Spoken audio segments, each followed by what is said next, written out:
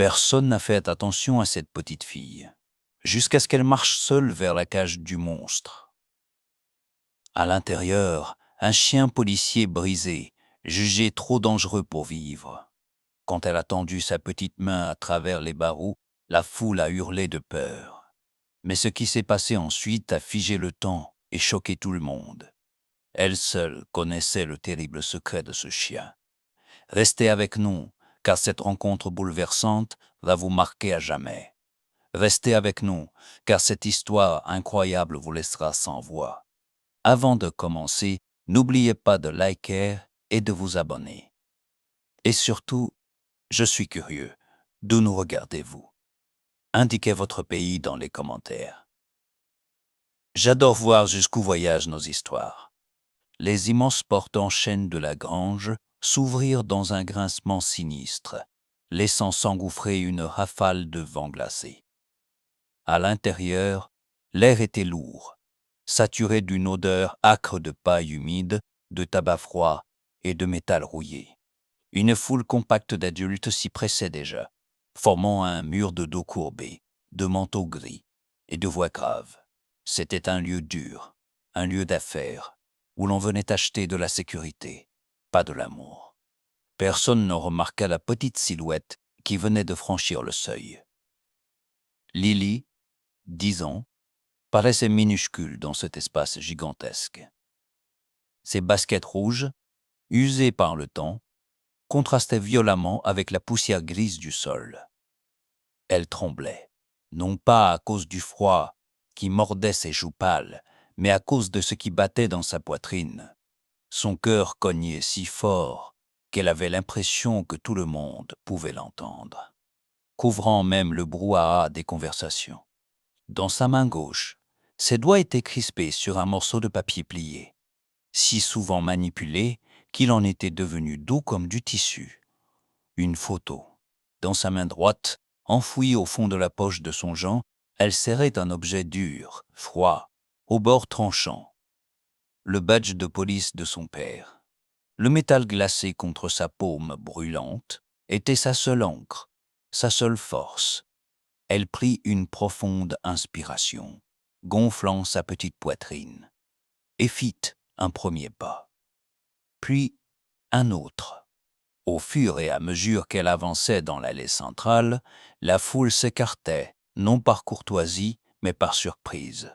Les conversations s'interrompirent brusquement sur son passage. Les regards, d'abord indifférents, se chargèrent de curiosité, puis de confusion. Qu'est-ce qu'une enfant faisait seule dans une vente aux enchères de chiens de réforme? Un murmure parcourut l'assemblée, rapide et insidieux comme une traînée de poudre. Regarde, c'est la petite. La fille de qui? Mais si, tu sais bien. C'est la fille de l'agent Harris, maçon Harris. Le nom flotta dans l'air, lourd de sens. Maçon Harris, le héros local. Celui qui n'était jamais entré. Lily entendait tout. Chaque chuchotement, chaque soupir de pitié. Elle garda les yeux fixés droit devant elle, refusant de croiser le moindre regard. Elle ne voulait pas de leur pitié. Elle ne voulait pas de leur sourire triste. Elle n'était pas venue pour eux, elle était en mission. Les aboiements commencèrent à résonner plus fort alors qu'elle approchait de la zone des cages. C'était un vacarme assourdissant.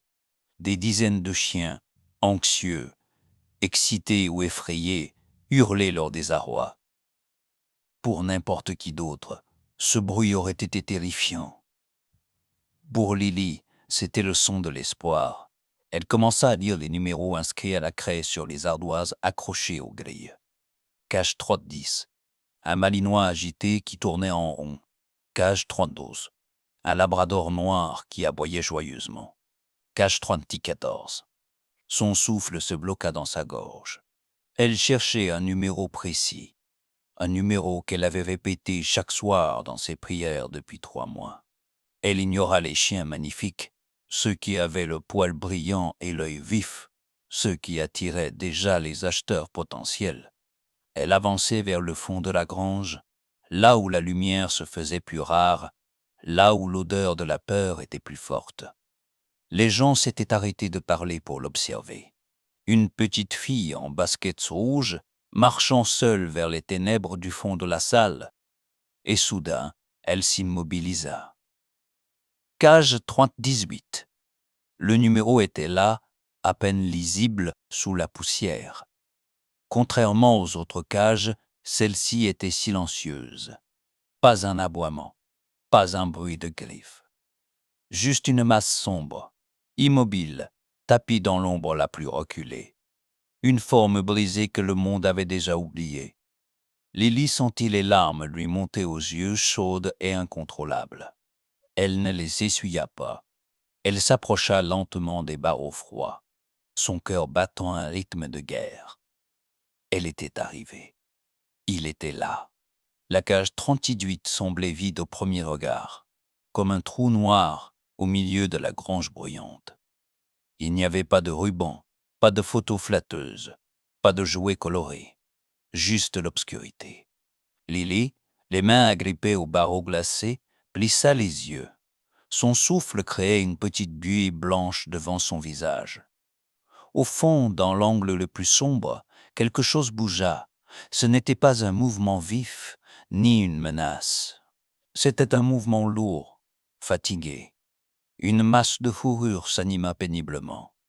Et soudain, Lily le dit. Rangé. Il était méconnaissable.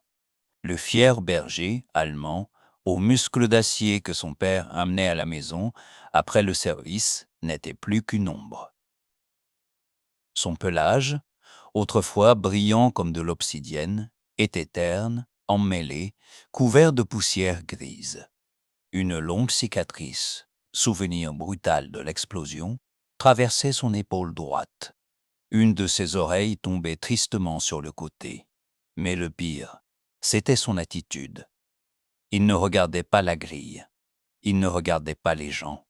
Il fixait le mur du fond, le dos tourné au monde, comme s'il attendait simplement que tout s'arrête. Il était l'image même de la défaite. « Rangez !» souffla Lily. Le mot sortit de sa bouche comme une prière fragile. À l'intérieur de la cage, l'oreille valide du chien pivota d'1 millimètre. Juste un réflexe. Il avait entendu tant de voix crier, tant de bruits métalliques, tant d'ordres depuis des mois. Pourquoi celle-ci serait-elle différente? Il resta immobile. Lily retira sa main de sa poche. Elle frotta nerveusement le badge de police de son père entre ses doigts, puis elle passa sa main à travers les barreaux. « Hé, toi !» « Non !» Le cri déchira l'air comme un coup de fouet. Un dresseur à la carrure massive se précipita vers elle, la panique déformant son visage. Ses bottes claquaient violemment sur le béton. « Éloigne ta main, tout de suite. Ce chien est instable. Il va te déchiqueter. » La foule poussa un cri d'effroi. Plusieurs personnes reculèrent instinctivement. Tout le monde connaissait la réputation de ce chien. Le monstre du district 9. Le chien qui avait perdu la raison quand son maître était mort. Mais Lily ne bougea pas. Elle ne retira pas sa main. Elle ne regarda même pas le dresseur qui arrivait en courant. Elle fixait Rangé. Et alors, l'impossible se produisit. Rangé ne se retourna pas avec un grognement. Il ne montra pas les crocs. Il leva lentement la tête et huma l'air. Ses narines frémirent. Au milieu de l'odeur de peur, de foin et de métal, il capta quelque chose. Une odeur qu'il croyait perdue à jamais. Une odeur de lessive douce, de biscuits à la vanille, et cette trace unique, indescriptible, l'odeur de Mason Harris, l'odeur de sa meute. Le chien se retourna lentement. Ses yeux ambrés, voilés par des mois de solitude absolue, rencontrèrent ceux de la petite fille. Le temps s'arrêta net dans la grange. Le dresseur se figea à 2 mètres d'eux, la bouche ouverte, incapable de prononcer un mot de plus. Rangé se leva. Ses pattes tremblaient de faiblesse, mais il avança. 1 pas, puis 2. Il traînait légèrement la patte arrière, mais il ne s'arrêta pas. Il vint coller sa truffe humide contre la paume ouverte de Lily, à travers les barreaux. Il ferma les yeux et poussa un long soupir, un son qui ressemblait à un sanglot retenu depuis trop longtemps. Lily sentit des larmes inonder son visage, mais elle sourit. « Je savais que tu étais là, murmura-t-elle. Je t'ai trouvé. » Autour d'eux, le silence était devenu total, presque religieux. Personne n'avait jamais vu le chien fou agir ainsi. Pour la première fois depuis l'accident, la bête brisée n'était plus seule. Bam! Le marteau du commissaire-priseur s'abattit sur le pupitre en bois, un bruit sec qui résonna comme un coup de feu. Brisons net la bulle fragile qui s'était formée autour de Lily et rongée. Adjugé, Kenyeuvrex, vendu pour $100 au monsieur au chapeau gris. La grange reprit vie instantanément. C'était une machine bien huilée, froide et impitoyable. Les applaudissements fusèrent. L'argent changeait de main. Les chiens, ceux qui étaient beaux, ceux qui étaient sains, partaient les uns après les autres comme de vulgaires objets de brocante. Lily ne bougea pas, mais elle sentit Ranger se tendre contre les barreaux. Le bruit l'effrayait. Lot suivant, Kenneth Luna, spécialisé en détection, excellente santé, mise à prix $500. 600, cria une voix. 800, répondit une autre. C'était une fête pour les autres. Mais au fur et à mesure que la liste diminuait, l'ambiance changea imperceptiblement. Les rires s'estompèrent, les visages se fermèrent. On arrivait à la fin du catalogue, aux invendus, aux cas désespérés. Le commissaire-priseur s'éclaircit la voix.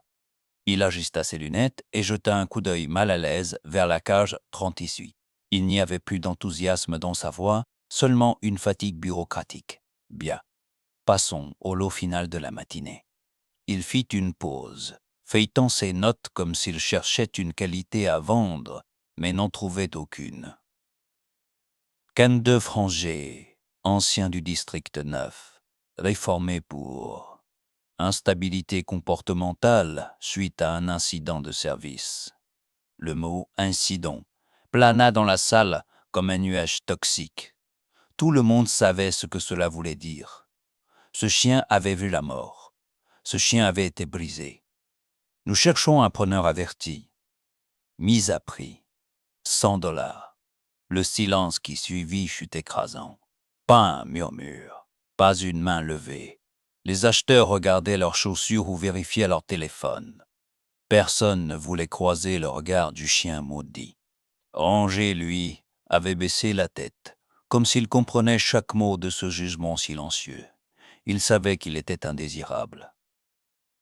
Personne, insista l'homme au marteau, agacé. Allez, $50. C'est le prix de la cage. Toujours rien.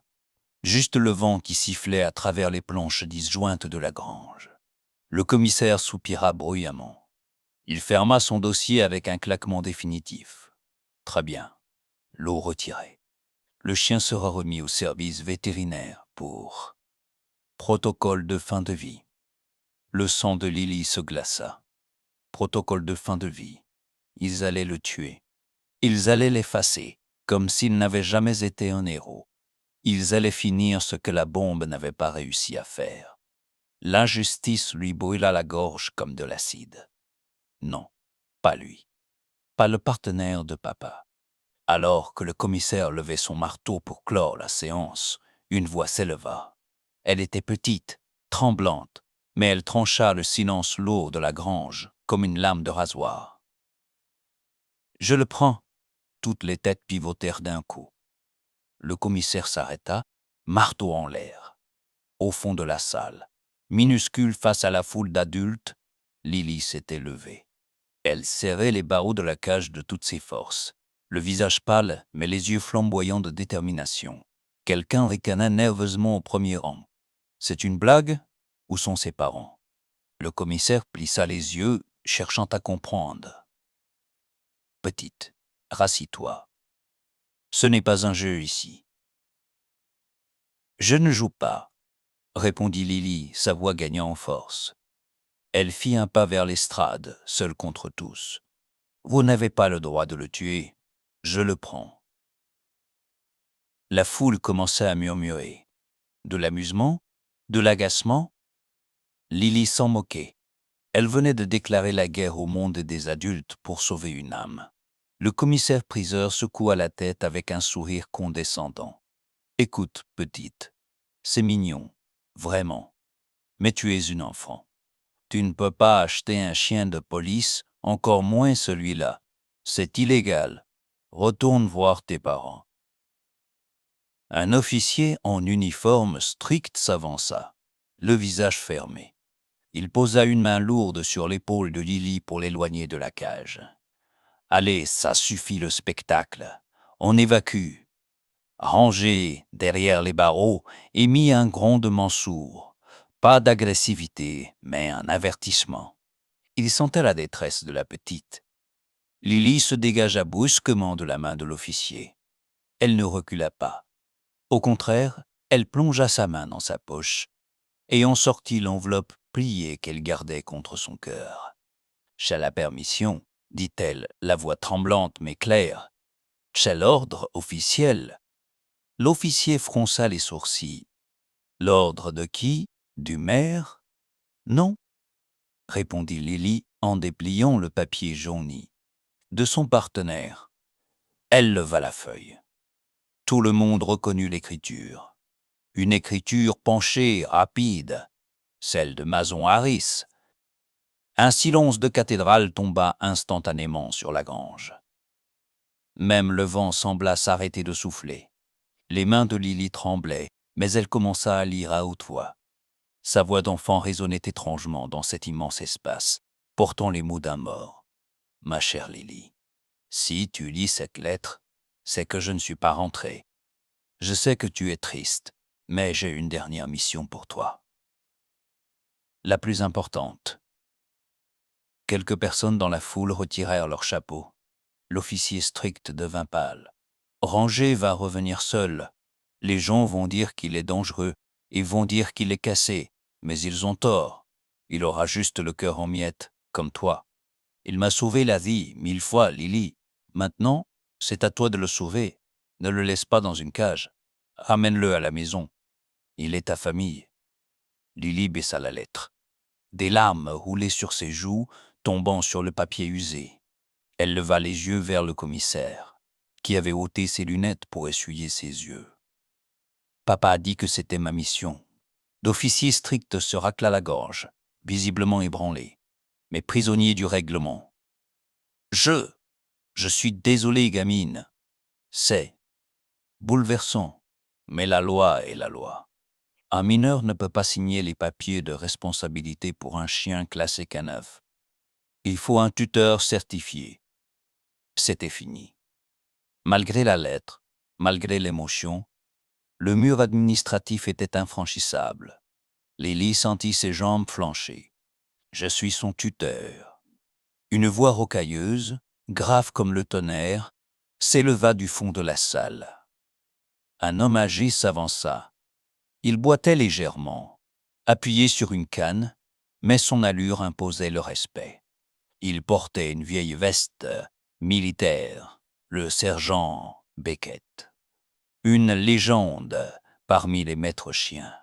Il traversa la foule, qui s'écartait avec déférence, et vint se placer à côté de Lily. Il posa une main protectrice sur son épaule. « Je certifie l'adoption, je superviserai la réhabilitation. Je prends la responsabilité légale. » Il fixa l'officier dans les yeux. « Quelqu'un veut contester ?» Personne n'osa dire un mot. L'officier recula, hochant la tête avec respect. Beckett regarda Lily et lui fit un clin d'œil discret. « Fais ton offre, petite. » Lily se tourna vers le commissaire, fouilla dans sa poche et sortit une pièce unique. Elle la leva bien haut, captant un rayon de lumière qui traversait le toit percé. « $1, dit-elle. Le commissaire, la voix étranglée par l'émotion, leva son marteau. Il ne demanda pas s'il y avait d'autres offres. Il savait que personne, absolument personne dans cette salle, n'oserait surenchérir contre cet enfant et son ange gardien. Adjugé. vendu à mademoiselle Lily Harris. Le marteau s'abattit. Le son sec ne marqua pas une fin, mais un commencement. Dans sa cage, pour la première fois, Ranger se redressa complètement. Le dresseur s'approcha de la cage 318, un trousseau de clés tintant à sa ceinture.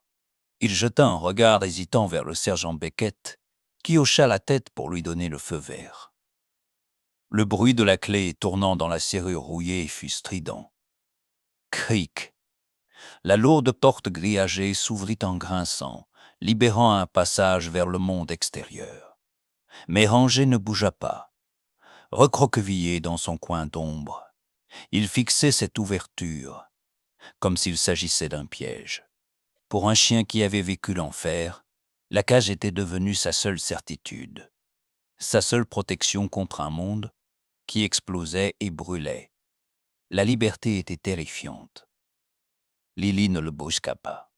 Elle ne tira pas sur la laisse que Beckett lui avait tendue. Elle s'accroupit simplement à l'entrée, à sa hauteur.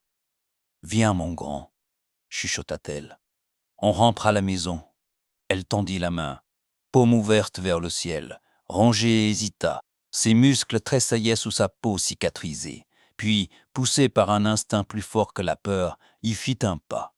Ses griffes claquèrent sur le béton. Il étira son cou, renifla la main de l'enfant et franchit le seuil. Un soupir collectif traversa la grange. Lily se releva et ils commencèrent à marcher. C'était une scène irréelle. La foule, quelques minutes plus tôt bruyante et agitée, s'écartait maintenant avec un respect solennel. Les hommes se reculaient, les femmes serraient leurs sacs contre elles, mais personne ne détournait le regard. Ils formaient une haie d'honneur silencieuse pour la petite fille et le vieux guerrier brisé. Lorsqu'ils atteignirent les grandes portes en chêne, la lumière du jour les frappa de plein fouet. Ranger plissa les yeux, ébloui par le soleil de midi qu'il n'avait pas vu depuis des semaines. Il vacilla, désorienté par le vent, les odeurs, l'espace infini. Lily posa immédiatement une main sur son flanc. « Je suis là. Je te tiens. » Sur le parking de gravier, une femme attendait près d'une voiture grise, les bras croisés, le visage rongé par l'inquiétude. C'était la mère de Lily. Quand elle vit sa fille sortir de la grange accompagnée de cet immense berger allemand au pelage terne et à l'air farouche, elle poussa un cri étouffé. « Lily, éloigne-toi de lui !» Elle se précipita, prête à arracher son enfant à la bête. Ranger se figea. Il ne grogna pas, mais son corps devint rigide comme de la pierre. Il reconnut la femme. C'était elle, celle qui vivait avec Mason. Mais il sentait sa peur, et la peur était contagieuse. « Maman, arrête !» cria Lily en s'interposant. « C'est Ranger, c'est lui, regarde-le vraiment !» La mère s'arrêta net à 2 mètres d'eux. Elle tremblait. Elle fixa le chien. Elle vit l'oreille cassée, la cicatrice, la maigreur. Mais surtout, elle vit comment le chien se tenait contre la jambe de Lily. Il ne la menaçait pas, il s'appuyait sur elle. Il cherchait refuge auprès de l'enfant.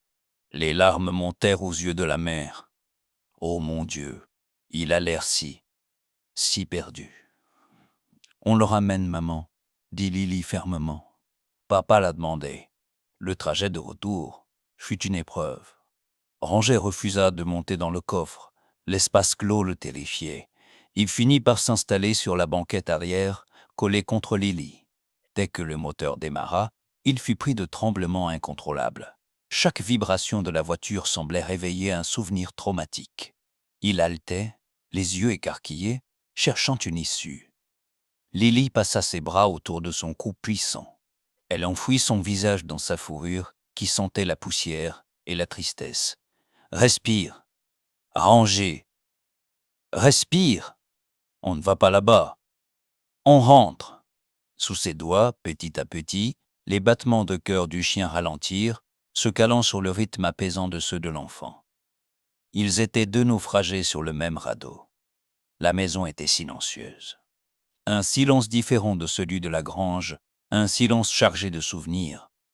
Lorsque Ranger franchit le seuil, il se figea. Ses narines s'ouvrirent en grand. L'odeur était partout. Sur le vieux tapis persan, sur le fauteuil en cuir usé près de la fenêtre, sur les vêtements accrochés au porte-manteau. L'odeur de maison. Ranger trottina frénétiquement d'une pièce à l'autre, la queue basse, vérifiant chaque recoin. La cuisine, vide. La chambre, vide. Il revint dans le salon, tourna 2 fois en rond devant le fauteuil vide de son maître et laissa échapper un gémissement qui brisa le cœur de Lily. Il comprenait. Il n'était pas là. Il ne reviendrait pas. Ce soir-là, Ranger refusa de manger. Il regarda sa gamelle pleine avec indifférence, puis alla se coucher devant la porte d'entrée, le museau posé sur ses pattes, fixant la poignée comme s'il montait la garde contre la mort elle-même. Mais le pire, c'était la nuit. Vers 3 heures du matin, des bruits étranges réveillèrent Lily. Elle descendit l'escalier à pas de loup, serrant son doudou contre elle. Dans la pénombre du salon, Ranger était allongé sur le flanc, mais il ne reposait pas en paix. Il courait dans son sommeil. Ses pattes griffaient le parquet dans un rythme effréné. Ses babines étaient retroussées, découvrant ses crocs, et des plaintes aiguës, terrifiées, sortaient de sa gorge serrée. Dick, Dick, il était de retour là-bas, dans la poussière, dans le bruit de l'explosion. Il revivait l'instant précis où le monde s'était écroulé. Lily ne cria pas. Elle savait qu'il ne fallait pas réveiller brutalement un soldat en plein cauchemar. Elle s'approcha doucement et s'allongea à même le sol, juste derrière son dos, sans le toucher brusquement. Elle commença à fredonner une mélodie très basse, celle que son père chantait pour l'endormir. « Je suis là, Ranger, je suis là. » Elle posa délicatement sa main sur le flanc du chien qui tressautait. Au contact de cette chaleur humaine, le cauchemar commença à se dissiper. Les pattes de Ranger ralentirent. Sa respiration, hachée et sifflante, s'apaisa. Il ouvrit un œil, vit le visage de l'enfant à quelques centimètres du sien, et poussa un long soupir. Il ne se leva pas. Il recula simplement un peu pour coller son dos contre le ventre de Lily. Cette nuit-là, ils dormirent ainsi, enroulés l'un contre l'autre sur le tapis du salon, 2 orphelins se tenant chaud. Le lendemain matin, le vieux pick-up du sergent Beckett se gara devant la maison. Il ne portait pas d'uniforme, pas de sifflet, pas de matériel de dressage. Il entra, s'assit par terre, avec difficulté à cause de ses vieux genoux, et observa. « Il ne mange toujours pas ?» demanda-t-il. Lily secoua la tête. « Juste un peu dans ma main. » Beckett sourit doucement. « Ce n'est pas grave. Il n'a pas faim de nourriture, Lily. Il a faim de confiance. On ne va pas le dresser à s'asseoir ou à donner la patte. On va juste lui apprendre à respirer sans avoir peur. » Chaque jour, Beckett venait, non pas pour donner des ordres, mais pour raconter des histoires. Il parlait à Ranger avec une voix grave et monotone, apaisante. Et chaque jour, Lily voyait le changement. Ce n'était pas seulement le chien qui guérissait. Lily ne passait plus ses journées à pleurer dans sa chambre en regardant les photos de son père. Elle avait une mission. Elle devait être forte pour Ranger. En devenant son encre, elle avait trouvé la sienne. Ils ne guérissaient pas l'un après l'autre, mais l'un par l'autre. Le bonheur est fragile, aussi fragile qu'une bulle de savon. Lily l'apprit de la manière la plus brutale. Quelques jours plus tôt, l'échappement d'une vieille camionnette avait claqué dans la rue, un bruit sec, violent, semblable à un coup de feu. Ranger, pris de panique, avait sauté la clôture du jardin, aboyant furieusement, cherchant un ennemi invisible, terrifiant le voisinage. Les plaintes avaient été déposées. Et maintenant, la loi était dans leur salon. L'air dans la pièce était irrespirable, chargé d'électricité statique. 3 officiers se tenaient debout, raides dans leurs uniformes impeccables. Il y avait un vétérinaire comportementaliste au visage sévère et le lieutenant chargé du dossier, un homme froid qui ne voyait pas un chien, mais une arme défectueuse. Ranger le sentait. Il était assis dans un coin, le corps tendu comme un arc prêt à rompre. Ses oreilles étaient plaquées en arrière, ses babines se retroussaient légèrement, laissant entrevoir l'ivoire de ses crocs. Un grondement sourd, continu, montait de sa poitrine. C'était le son d'une bête acculée. La mère de Lily se tordait les mains, les larmes aux yeux. Le sergent Beckett se tenait près de la cheminée, le visage sombre. Il savait qu'il ne pouvait pas intervenir.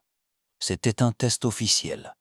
Si Ranger attaquait, s'il montrait le moindre signe d'agression incontrôlée, c'était l'euthanasie immédiate. Il est en zone rouge, nota froidement le vétérinaire en griffonnant sur son bloc-notes. Fixation visuelle, piloérection, il identifie le lieutenant comme une menace. C'est un comportement de pré-attaque. Le lieutenant fit un pas en avant, la main posée sur son étui de ceinture par réflexe. Le bruit de ses bottes sur le parquet fit sursauter le chien. Le grondement de Ranger devint un aboiement rauque, terrifiant. Il se leva, prêt à bondir. « Reculez !» ordonna le lieutenant. « Madame, sortez l'enfant, on va devoir le neutraliser. » Non. Le cri de Lily ne fut pas hystérique. Il fut impérieux. Avant que quiconque puisse l'arrêter, elle s'interposa. Elle ne recula pas vers sa mère. Elle se plaça entre les officiers armés et le chien de guerre. Elle tourna le dos au danger, offrant sa propre fragilité à la bête enragée. Le silence tomba, glacé d'horreur. La mère étouffa un cri. Lily s'agenouilla lentement. Elle était maintenant à la hauteur des crocs de Ranger. Elle ne le toucha pas tout de suite. Elle posa simplement sa main sur son propre cœur et respira. « Ranger !» dit-elle d'une voix si calme qu'elle contrastait violemment avec la tempête ambiante. « Regarde-moi !» Le chien haletait, les yeux dilatés par la terreur du souvenir. Il ne voyait pas le salon, il voyait le champ de bataille. « Tu n'es pas là-bas !» continua Lily, ignorant les officiers qui l'assommaient de bouger. « Tu es ici, avec moi. Je suis Lily. » Elle avança sa main, doucement, vers le poitrail du chien qui vibrait de fureur. « Donne-moi ta peur, Ranger. » Dès que ses doigts touchèrent la fourrure hérissée, un miracle se produisit sous les yeux stupéfaits des juges. Le contact électrique brisa l'hallucination du chien. Ranger cligna des yeux. Le grondement mourut dans sa gorge pour se transformer en une plainte déchirante. Ses oreilles se redressèrent. Il réalisa qui était devant lui. Ses pattes avant fléchir. L'immense berger allemand s'effondra littéralement dans les bras de la petite fille, enfouissant sa tête contre son cou, tremblant comme une feuille, cherchant protection contre ses propres démons. Lily l'enlaça, caressant son dos avec un rythme lent et régulier. Elle leva alors les yeux vers le vétérinaire, son regard d'enfant brillant d'une maturité effrayante. « Il n'est pas dangereux, monsieur, » dit-elle doucement. « Il a juste mal, et je suis son médicament. » Le lieutenant retira lentement sa main de sa ceinture. Le vétérinaire baissa son stylo, incapable d'ajouter la moindre note négative. Il venait de voir quelque chose qui ne figurait dans aucun manuel. Une symbiose parfaite. Le vétérinaire referma doucement son dossier. Le bruit du stylo qui s'enclenche résonna dans le silence du salon, mais cette fois, ce n'était pas le son d'une condamnation. C'était celui d'une absolution. Il retira ses lunettes, frotta ses yeux fatigués et regarda ses collègues. « Je ne peux pas recommander l'euthanasie, » dit-il d'une voix posée. « Ce chien n'est plus une âne défectueuse. Il a trouvé une nouvelle fonction. Il est devenu un gardien. Le lieutenant, cet homme qui semblait fait de pierre quelques minutes plus tôt, hocha la tête. Il regarda Lily, toujours enlacée avec rangée au sol, et une lueur de respect traversa son regard froid. « On classe le dossier », ordonna-t-il. « Adoption validée sous surveillance permanente. » Il s'approcha de la porte, marqua une pause et ajouta sans se retourner. « Ton père serait fier, gamine. » Lorsque la porte se referma sur les uniformes et que le bruit des moteurs s'éloigna dans la rue, la maison sembla pousser un immense soupir de soulagement. La mère de Lily s'effondra sur le canapé, en pleurant de joie. Le sergent Beckett, lui, se contenta d'un sourire discret, essuyant furtivement une larme au coin de son œil. « Allez, » dit Lily en se relevant, les yeux brillants. « Viens dehors, rangez, il fait beau. » Ils sortirent dans le jardin. Le contraste avec la grange sombre et glaciale du premier jour était saisissant. Ici, l'herbe était verte, l'air sentait le chèvrefeuille et le soleil inondait le monde d'une lumière dorée. Lily ramassa une vieille balle de tennis qui traînait dans l'herbe. Ranger la suivit du regard. Pendant des années, pour lui, une balle n'avait été qu'une récompense après la détection d'une drogue ou d'une bombe. C'était du travail. Lily la lança doucement à travers la pelouse. « Va chercher !» Ranger hésita une seconde. Il regarda autour de lui, cherchant un ordre, un danger, une mission. Puis, il regarda Lily qui riait, les mains sur les genoux. Et le déclic se fit. Il n'y avait plus de mission. La guerre était finie. Il s'élança. Ce n'était pas la course rapide et précise d'un chien policier. C'était un galop, un peu désordonné, joyeux, presque maladroit. Il attrapa la balle, fit un dérapage sur l'herbe et revint vers elle, la queue battant l'air comme un métronome fou. Il lâcha la balle au pied de Lily et aboya. Un aboiement clair, sonore, dénué de toute peur. Un aboiement de chien, tout simplement. Lily tomba à genoux dans l'herbe et le serra contre elle, riant aux éclats alors qu'il lui léchait le visage. « On a réussi, on a réussi. » Alors que le chien repartait en courant après la balle, Lily leva les yeux vers le ciel bleu azur. Un nuage solitaire passait lentement au-dessus d'eux. Elle porta la main à sa poche, touchant le badge froid de son père. « Merci, papa, » murmura-t-elle. « Je prends la relève. » Ranger revint vers elle, haletant, heureux, vivant.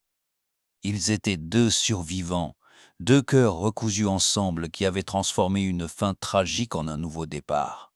L'agent mason Harris était parti, mais son héritage d'amour, lui, ne mourrait jamais. Si cette histoire vous a bouleversé et que vous croyez, vous aussi, au pouvoir de la seconde chance, n'oubliez pas de liker cette vidéo. Abonnez-vous pour ne manquer aucune de nos prochaines histoires émouvantes et partagez celle-ci avec quelqu'un qui a besoin d'espoir aujourd'hui. À très bientôt.